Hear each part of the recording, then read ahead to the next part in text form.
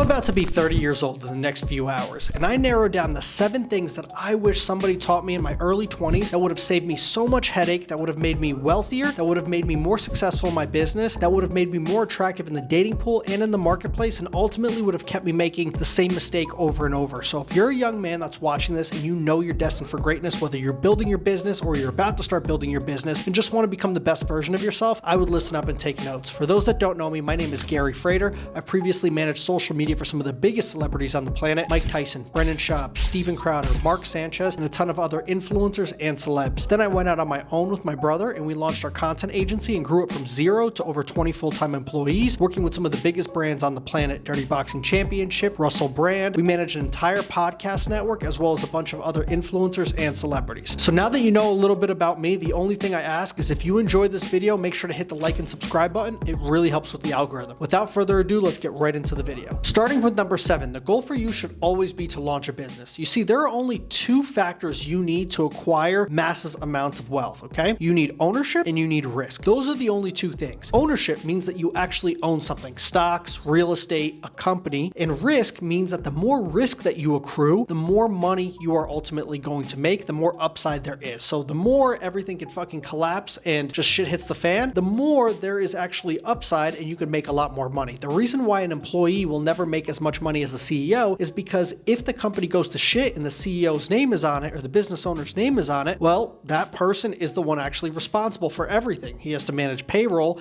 At the end of the day, if, for example, the business is not producing or not making as much money that month, the employee still gets paid whatever he gets paid, and at the end of the day, he's got no skin in the game unless he's got equity. And that is a major difference. For me, I've managed social media for a ton of other celebrities, like I said, Mike Tyson, Brendan Schaub, Steven Crowder, Mark Sanchez, and then came a point where I quickly realized I was never going to reach financial freedom had I continued just working for, these guys and be their second in command. That's not a fun role for me. I want to be able to have financial freedom. I want to be able to have my destiny in my own hands. And the truth is if you have any sort of testosterone and remote ambition, go out there and build something for yourself. It doesn't have to be drastic and right away. You can build it simultaneously while you're at your job. For me, that was not possible. Either I worked too many hours, or if I wanted to do something on the side, the companies that I was working for just didn't allow that and they would have fired me, which is why my brother and I saved up $50,000. We spent an entire year doing that, and then we plunged into the unknown. We moved from our comfortable life in Texas. We left everything behind and made the leap of faith to Cyprus. It's a little island in Europe /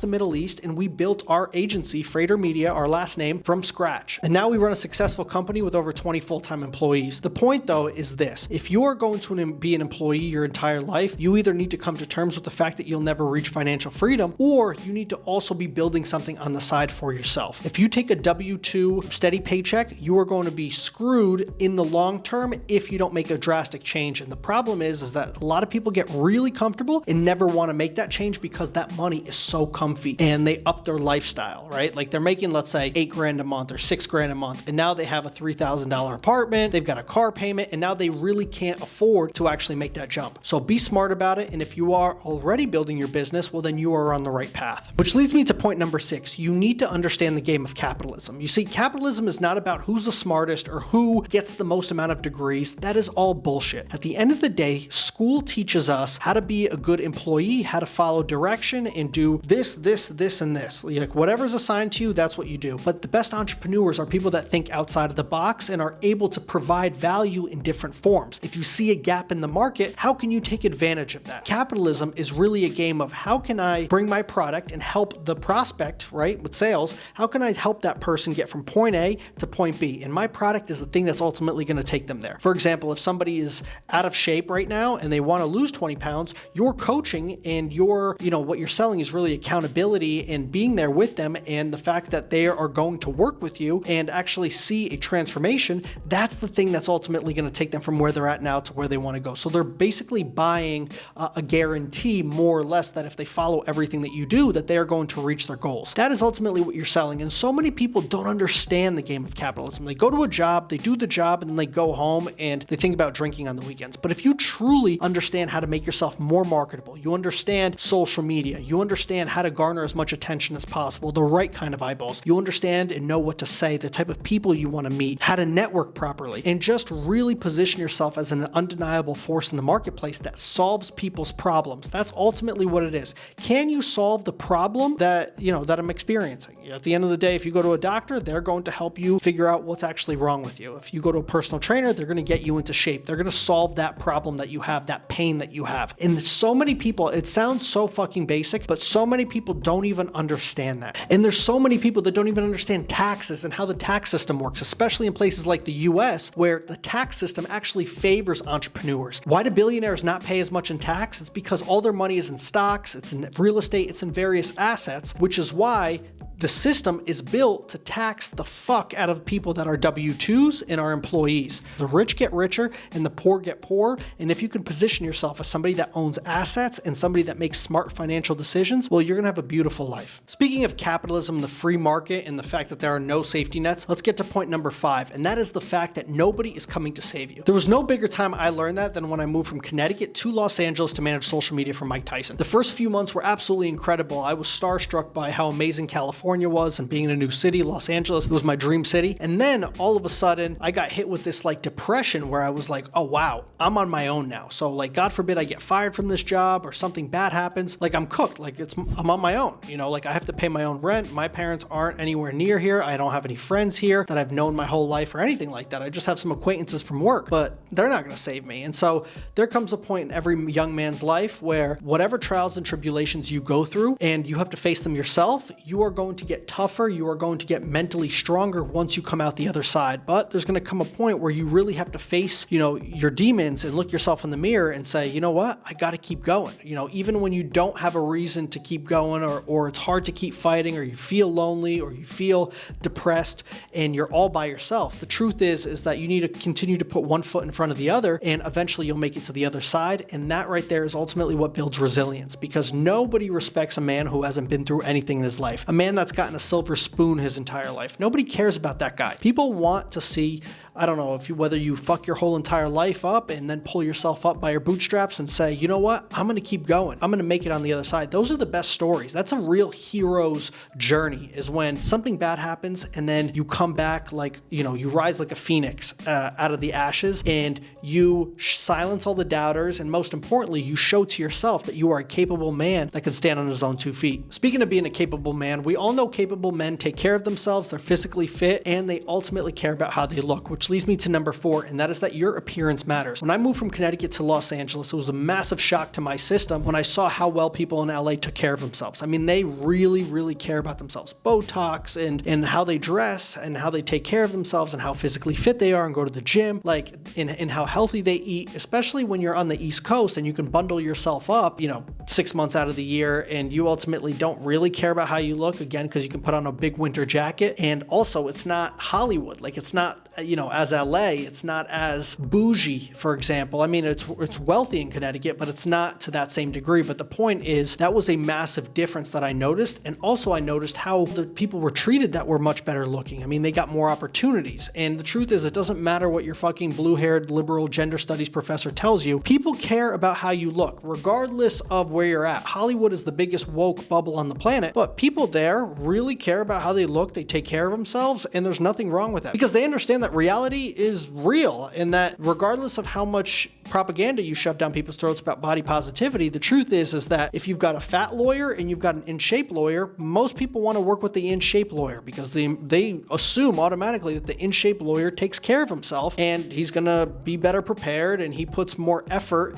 into his own appearance, and therefore he's going to put more effort into his work. And this leads me to number 3. I wish I started to build my personal brand much sooner. You see, in the age of AI right now, where mass layoffs are happening and people are getting replaced left and right, and every company is looking to automate everything, the one thing that people won't be able to replace is your audience and your personal brand and influence. That is what every single entrepreneur right now is doubling down on. Cody Sanchez, Alex Hormozi, Gary Vee, all these people are building their personal brand, even the McDonald's CEO. And how do I know this? Is because I run a content agency and I work with a lot of these massive creators that are all pouring all their money, effort, and time into building their personal brand. So if you're a young guy out there that doesn't want to go the 9-to-5 route, doesn't want to work a corporate job, wants to build his business, live life on his own terms, or maybe you already run a business, well, attention is the biggest currency. The right eyeballs will absolutely change your life. And this is something that I'm doing right now. So I'm practicing what I'm preaching. I'm building all of this as a company for other people, but at the same time, I'm doing this for myself because I know how important it is. Speaking of important things, this leads me to point number 2, and that is where you decide to set up shop and build your business is single-handedly the most important entrepreneurial decision you will ever make in your life. You see, my parents moved to the United States and brought me here when I was 3 years old. I am proof that the American dream is real. More so, they are proof that the American dream is real, but I am too. I'm a first-generation immigrant that is actually building a business and believes in the values of the US. And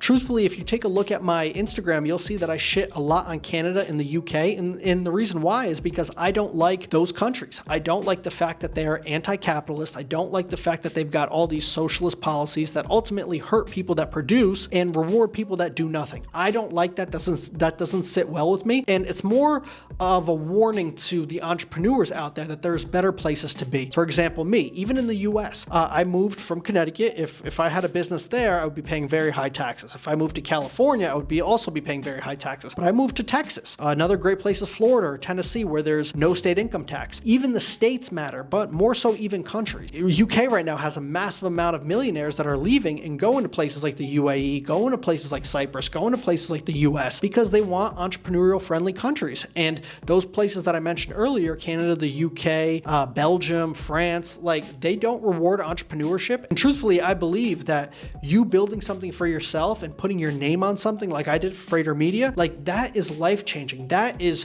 true freedom right there. You know, yes, you're going to work hard. You're going to work more hours than you ever would at a job, but your destiny is in your own hands. And I am proof that the American dream is real. So my only advice to you, if you don't want to move to the US and you're watching this worldwide, figure out a country that not only aligns with your values and your politics, most importantly, because politics does matter, especially if you want to raise a family, figure out a place that's actually tax friendly. Bali is a fantastic place to go if you want to build a business. Thailand, where my brother is going. Georgia, Tbilisi, Georgia has a 1% tax. I mentioned Dubai earlier, has 0% tax. So my advice to you, go out there, find the places that you want to go, stay away from these tax heavy, regulation heavy countries, and go out there and build your business and take your life to the next level. You'll be much happier that way. And last but not least, number 1, avoid any and all distractions. For me, a big one was partying and drinking, and I haven't had a sip of alcohol in over 9 years. It's going to be 10 years almost at this point, but the truth is that single-handedly has been the best decision I've ever made in my life. I can't imagine going to parties now, going to clubs or any of that bullshit. I'm in love. I have an amazing family. I've got an amazing dog here. I've got an amazing girlfriend. I have an amazing business that I run. I'm actively pushing out content. Every single minute that I have extra where I'm not spending time with them, I'm out here building my dream life for them and for myself. And honestly,